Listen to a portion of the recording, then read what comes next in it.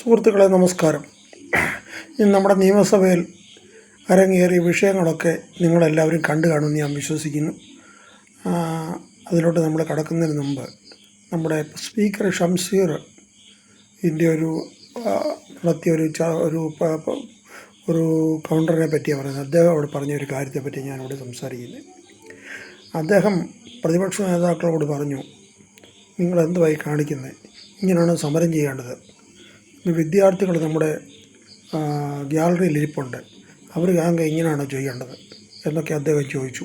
ഏതായാലും അദ്ദേഹത്തിന് വിദ്യാർത്ഥികളോട് ഇപ്പോഴെങ്കിലും ഒരു സ്നേഹം കാണിച്ചത് നന്നായി. സ്നേഹമല്ല, ഇങ്ങനെ വേണം വിദ്യാർത്ഥികളോട് പെരുമാറേണ്ടതെന്നൊക്കെ തോന്നിയത് നന്നായി. ഏതായാലും നമ്മുടെ വിദ്യാഭ്യാസ മന്ത്രി ആ സഭയിലുണ്ടായിരുന്നു.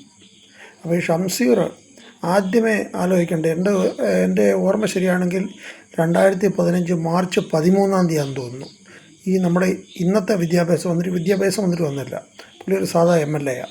അദ്ദേഹം ആ മേശപ്പുറത്ത് കയറി അങ്ങോട്ടും ഇങ്ങോട്ടും കമ്പ്യൂട്ടറൊക്കെ വലിച്ചെറിയുകയും പുള്ളിയുടെ അടിവസ്ത്രം വരെ കാണി, അതിനെപ്പറ്റി ഞാൻ ഇന്നലെ പറഞ്ഞതാണ്, സതീശൻ പറഞ്ഞതിനെപ്പറ്റി. ഇതൊക്കെ കാണിച്ചു കൂട്ടിയ വിക്രിയകളൊക്കെ എന്താണെന്ന് നമ്മളെല്ലാം കണ്ടതാണ്. അത് ഈ പാവപ്പെട്ട പിള്ളേർ ചിലപ്പോൾ അത് കണ്ട് കാണാൻ ചാൻസ് ഇല്ലായിരിക്കും. കാര്യം ഇപ്പോഴത്തെ പിള്ളേരല്ലേ, ഒരു 15 നടന്നൊരു സംഭവമാണ്, 10 വർഷത്തിന് മുമ്പ് അവർ കണ്ടു കാണത്തില്ല. ഈ ഷംസീർ അതുകൊണ്ട് ഈ കുട്ടികളെ ഒന്ന് കാണിച്ചു കൊടുക്കണം. ഇങ്ങനെയാണ് നിയമസഭയിൽ ഒരു പ്രതിപക്ഷം കാണിക്കേണ്ടത് എന്ന് ഈ കുട്ടികളെ ഈ ഷംസീർ ഒന്ന് കാണിക്കാനുള്ള ഒരു അവസരം കൂടെ ഉണ്ടാക്കണം. അപ്പോൾ എന്നിട്ടോ ഇദ്ദേഹത്തെയാണ് അടുത്ത പ്രാവശ്യം ജയിച്ചപ്പം വിദ്യാഭ്യാസ മന്ത്രിയാക്കട്ടെ. എന്തൊരു വിരോധാഭാസം ഒന്ന് നോക്കിക്കോണേ. ഈ കുട്ടികളൊക്കെ ഇത് അന്നത്തെ കുട്ടികൾ, ഇപ്പോഴത്തെ ഈ കുട്ടികളല്ല കണ്ടുകൊണ്ടിരിക്കുക. അദ്ദേഹത്തെ വിദ്യാഭ്യാസ മന്ത്രിയാക്കി. അദ്ദേഹത്തിൻ്റെ പിന്നെ ഞാൻ പറയുന്നില്ല എത്ര കണക്കോ പുള്ളിയുടെ വിദ്യാഭ്യാസത്തെ പറ്റിയൊക്കെ.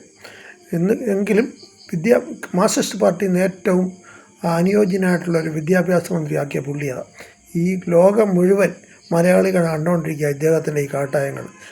എന്നിട്ടാണ് ഈ ഷംസീർ പറയുന്നത്, പ്രതിപക്ഷം ഇവരെയൊക്കെ നോക്കി പഠിക്കണം, ഇങ്ങനൊന്നും അല്ല സഭയിൽ ഇടപെടേണ്ടതെന്ന്.